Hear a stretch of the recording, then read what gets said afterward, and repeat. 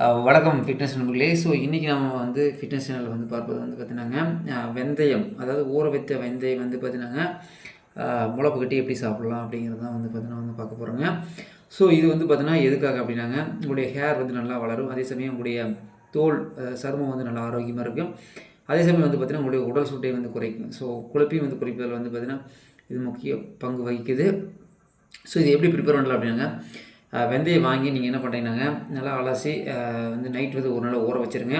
So காலையில் வந்து பார்த்திங்கன்னா வெறும் வயிற்றில் வந்து தண்ணி குடிச்சிட்டு, ஸோ அந்த ஊறின அந்த வெந்தயத்தை வந்து பார்த்திங்கன்னா இந்த மாதிரி நீங்கள் வந்து காற்று புகும்படி நீங்கள் வந்து நல்லா வந்து வச்சிங்க அப்படின்னா நல்லா வந்து முளை போட்டுருங்க.